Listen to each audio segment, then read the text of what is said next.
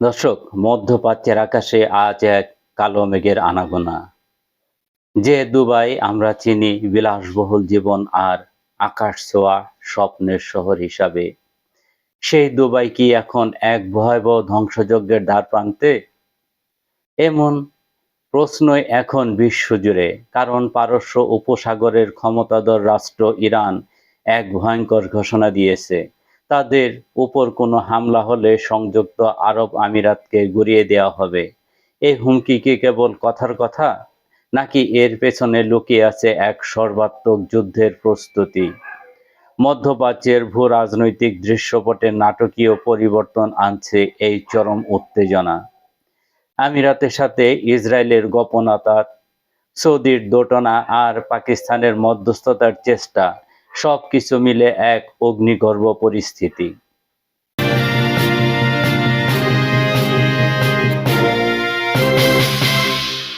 আজ আমরা digital news টিভিতে আলোচনা করব ইরানের এই চাঞ্চল্যকর হুমকির বিস্তারিত। জানাবো কিভাবে সংযুক্ত আরব আমিরাত নিজেই এই সংঘাতের দিকে এগিয়ে যাচ্ছে। দুবাইয়ের ঝলমলে পর্যটন শিল্প থেকে শুরু করে আইকনিক বুর্জ আল আরবের মতো স্থাপনা কিভাবে এই সংঘাতের শিকার হচ্ছে। সৌদি আরবের কৌশলগত অবস্থান এবং বিশ্ব অর্থনীতির উপর এর প্রভাব নিয়েও থাকছে বিস্তারিত বিশ্লেষণ। আপনারা দেখছেন ডিজিটাল নিউজ টিভি। আমি সৈয়দ মিরাজুর রহমান আছি আপনাদের সাথে। দর্শক, খবরটি নিঃসন্দেহে বিশ্বজুড়ে আলোচনার ঝড় তুলেছে। মধ্যপ্রাচ্যের অন্যতম প্রভাবশালী শক্তি ইরান পরিষ্কার জানিয়ে দিয়েছে যে যদি তাদের উপর মার্কিন যুক্তরাষ্ট্র ও ইসরায়েল কোনো হামলা চালায়, তবে সংযুক্ত আরব আমিরাতকে কঠোরভাবে লক্ষ্যবস্তু করা হবে। এই চরম সতর্কবার্তা তেহরান সরাসরি সৌদি আরব এবং ওমানের কাছে পৌঁছে দিয়েছে। এই ঘোষণা পারস্য উপসাগরীয় অঞ্চলে নতুন করে উত্তেজনা তৈরি করেছে, যা আঞ্চলিক সংঘাতকে আরও এক ভিন্ন মাত্রায় নিয়ে যাওয়ার ইঙ্গিত দিচ্ছে। প্রশ্ন হলো, ইরান কেন সংযুক্ত আরব আমিরাতকে টার্গেট করছে? কারণ ফিনান্সিয়াল টাইমসের প্রতিবেদন অনুযায়ী সংযুক্ত আরব আমিরাত প্রকাশ্যে এবং গোপনে যুক্তরাষ্ট্রের কাছে ইরানের বিরুদ্ধে হামলা চালিয়ে যাওয়ার জন্য তদবির করেছে। শুধু তাই নয়, পাকিস্তান যখন যুক্তরাষ্ট্র ও ইরানকে আলোচনার টেবিলে আনার চেষ্টা করছিল, তখন আমিরাত সেই প্রচেষ্টাকে ব্যাহত করারও চেষ্টা করেছে। এর অর্থ দাঁড়ায়, আমিরাত সক্রিয়ভাবে ইরানের বিরুদ্ধে সামরিক পদক্ষেপের পক্ষে অবস্থান নিয়েছে, যা তেহরানের কাছে চরম উস্কানিমূলক বলে বিবেচিত হচ্ছে। এই উত্তেজনার পেছনে রয়েছে সংযুক্ত আরব আমিরাত ও ইসরায়েলের মধ্যে গড়ে ওঠা একটি শক্তিশালী জোট। ব্রিটিশ গণমাধ্যম ফিনান্সিয়াল টাইমসের খবর অনুযায়ী, ইরানে হামলার সময় ইসরায়েল আমিরাতকে লেজার প্রতিরক্ষা ব্যবস্থা এবং অন্যান্য উন্নত অস্ত্র সরবরাহ করেছে। এমনকি ইরানে হামলায় যুক্তরাষ্ট্র ও ইসরায়েলের সঙ্গে আমিরাতের যোগ দেওয়ার গুঞ্জনও শোনা যাচ্ছে। গত মাসে ইরানের দক্ষিণাঞ্চলীয় সিরাজ এলাকায় চীনের তৈরি একটি উইংলু-2 ড্রোন ভূপাতিত হওয়ার পর অনেকে প্রশ্ন তুলেছে, সংযুক্ত আরব আমিরাত কি ইরানের অভ্যন্তরে বিমান হামলা চালাচ্ছে? এই অভিযোগ যদি সত্য হয়, তাহলে তা পরিস্থিতিকে আরও ভয়াবহ পরিণতির দিকে নিয়ে যাবে।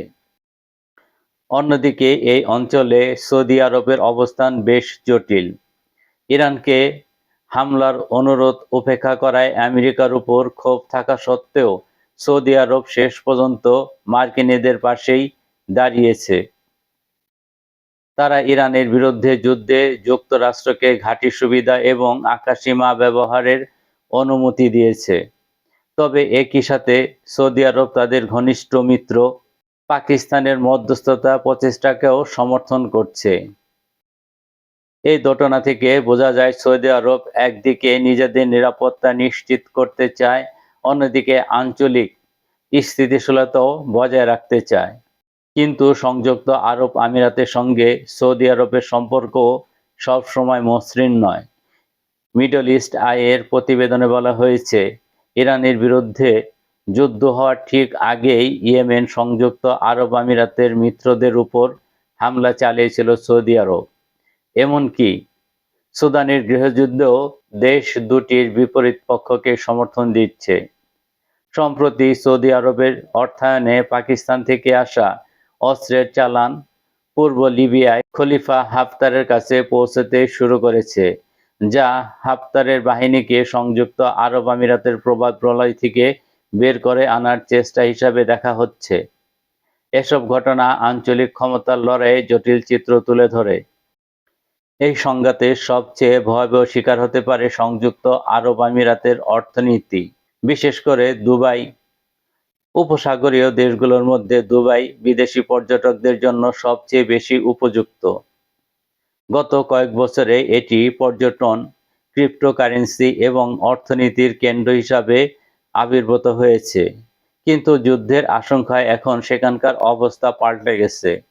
দুবাইয়ের কয়েকটি নামী হোটেল বর্তমানে ব্যাপক ছাড় দিচ্ছে, তবু অতিথির সংখ্যা অনেক কম।